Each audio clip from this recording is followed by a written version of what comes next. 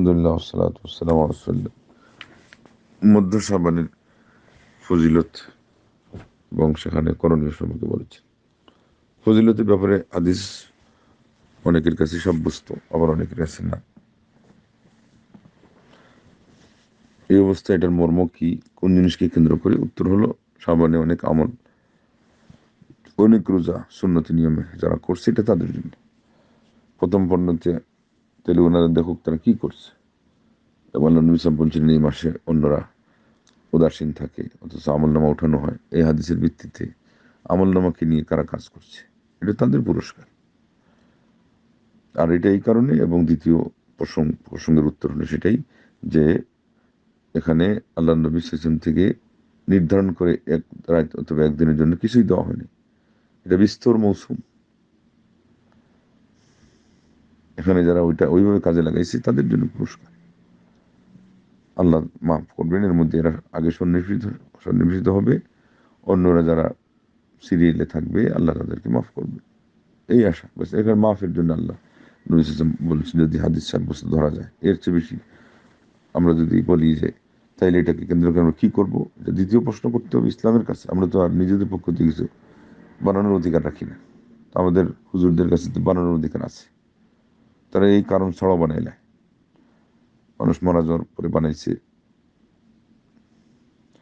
গত মাসে মেরাজের 27 তারিখকে তারা নিজেরা ঠিক করছে, যেটার কোনো হাদিস দলিল কিচ্ছু নেই ক তারিখে হলো। বানিয়ে সেখানে আমলও বানাইছে, জুমা মুবারাক্কা বানাইছে তারা। কোথায়? প্রথম বৃহস্পতিবার, এগুলোতে তারা আমল বানাইছে। ফ্যাক্টরি তো ওনাদের কাছে কোনো ধরনের লাইসেন্স ছাড়াই আছে। আমাদের হলো এমন না যে ওনাদের এগুলো শুনে আমরা প্রভাবিত হব, আবার এমনও না যে ওনাদের কথার বিপরীত করতে গিয়ে আমরা বয়কট করব। আমাদের তো আমল চালু।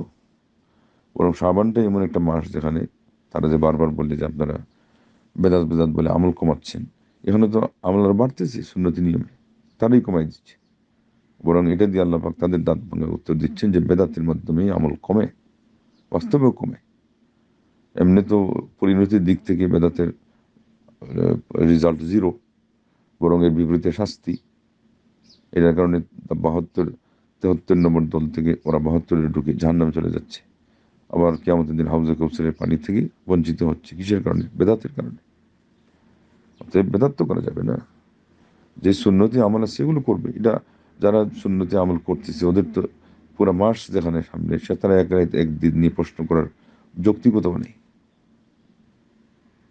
একজন এক গ্লাস পানি নিয়ে যদি প্রশ্ন করে যে আমার এই পানির কতটুকু অথরিটি আছে, কতটুকু গ্যারান্টি আছে, এই পানিটা নিয়েছে সে একটা নদী থেকে, একটা পুকুর থেকে। আরেকজন বলতেছে যে এই পুরো পুকুরটাই তো আপনাকে দেওয়া হয়েছে। তো অন্যরা বললো যে তুমি এই গ্লাসের পানি নিয়ে কেন প্রশ্ন করছো, তুমি তো ব্যাককেল, বোকা। শাবানে যারা সুন্নতি আমল করতে প্রস্তুত তাদের কাছে মধ্য রজনী হলো বা শবে বরাত হলো একটা পুকুরের পানির সামনে একটা গ্লাস নিয়ে ওনারা প্রশ্ন করছে। সময় নষ্ট করা ছাড়া কিছুই নেই, এবং পরিবেশ নষ্ট করাও। আল্লাহ হেদায়েত করো। নিজেরা আমল করতে থাকেন সুন্নতি নিয়মে, এগুলোর দিকে ভ্রুক্ষেপ করা লাগবে না। বরং সারা মাস যদি সুন্নতি নিয়মে আমল করা হয় আর এরপরে একদিন ওই শবে বরাত নিয়ত করে ওনাদের অ্যাডভাইস অনুযায়ী রোজা রাখা হয়, ওই এটার কারণে বাকিগুলো আরো নষ্ট হয়ে যাবে।